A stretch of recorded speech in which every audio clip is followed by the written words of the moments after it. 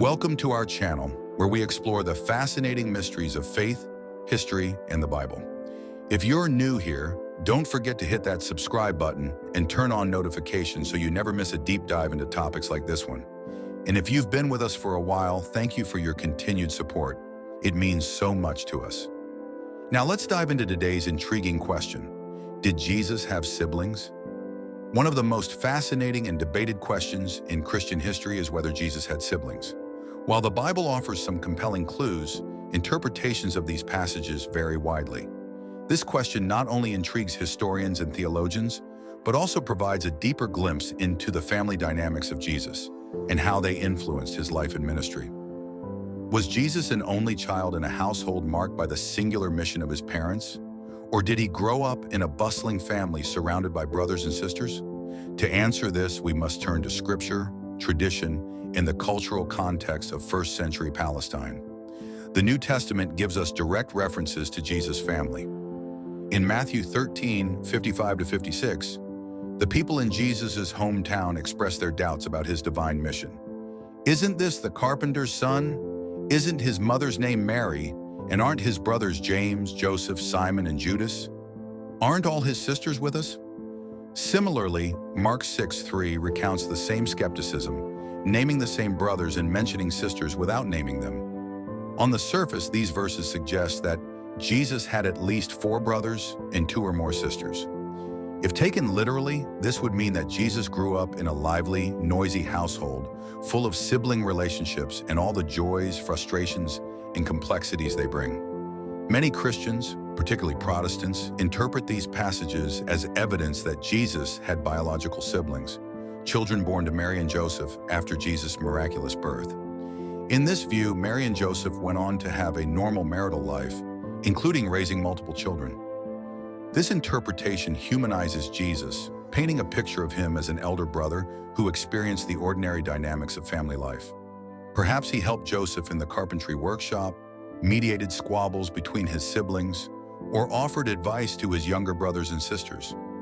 This perspective reinforces the idea that Jesus fully shared in human experiences, from working alongside his family to navigating sibling relationships. However, not all Christian traditions agree with this straightforward interpretation.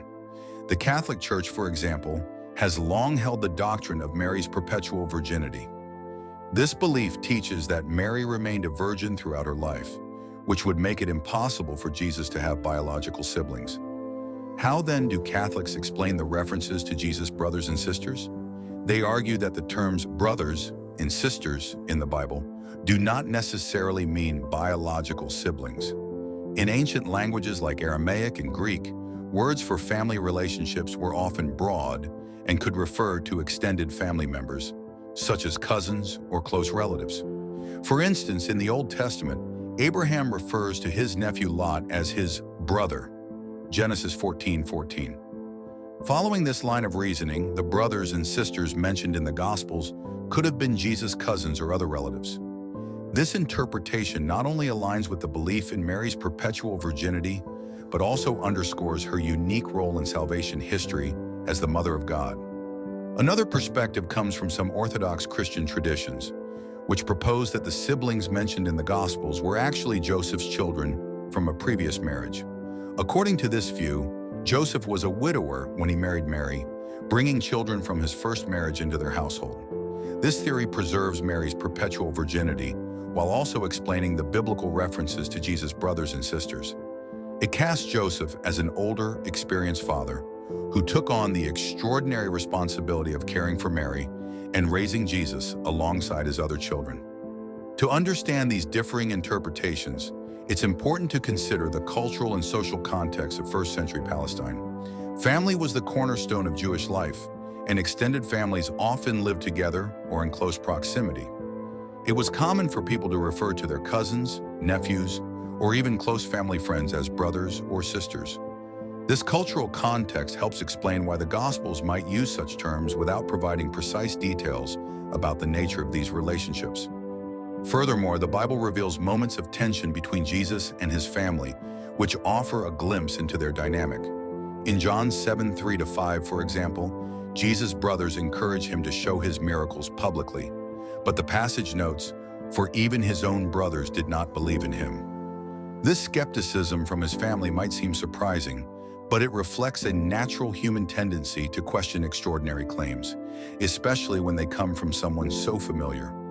Yet after Jesus' resurrection, something remarkable happens. One of his brothers, James, emerges as a key leader in the early Christian church. Known as James the Just, he is credited with leading the church in Jerusalem and is even recognized as the author of the New Testament epistle that bears his name. This transformation from doubt to faith demonstrates the profound impact of Jesus' life, death, and resurrection on those closest to him. The theological implications of whether Jesus had siblings are profound and have shaped Christian doctrine for centuries. If Jesus had biological siblings, it emphasizes his humanity and the idea that he shared in the full range of human experiences, including family life.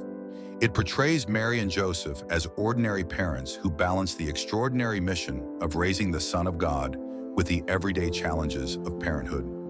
On the other hand, the belief in Mary's perpetual virginity highlights her unique role in God's plan.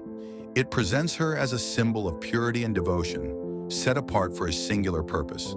This perspective shifts the focus from Jesus' earthly family to his divine mission, emphasizing his relationship with all believers as his true family. Ultimately, the question of whether Jesus had siblings is unlikely to be resolved definitively. The Gospels provide enough evidence to spark debate, but leave room for interpretation. What remains clear, however, is that Jesus' life was deeply relational. Whether he grew up in a bustling household with brothers and sisters, or in a unique family dynamic shaped by Joseph and Mary's special calling, his earthly experiences prepared him for a ministry rooted in love, understanding, and connection. In conclusion, exploring the mystery of Jesus' siblings invites us to reflect on the richness of his humanity and the depth of his divinity. The possibility of Jesus navigating sibling relationships, experiencing misunderstandings, and witnessing the transformation of his family members after his resurrection reminds us of his shared humanity. At the same time, the unique circumstances of his birth and Mary's role point to the divine purpose behind his life. Whether Jesus was an only child or one among many, his story continues to resonate with believers worldwide, offering inspiration and insight into the profound mystery of God's love. If you enjoyed this video, let us know your thoughts in the comments below.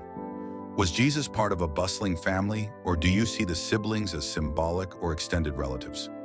Don't forget to like, share, and subscribe to our channel for more captivating discussions like this one. Thank you for watching, and we'll see you in the next video.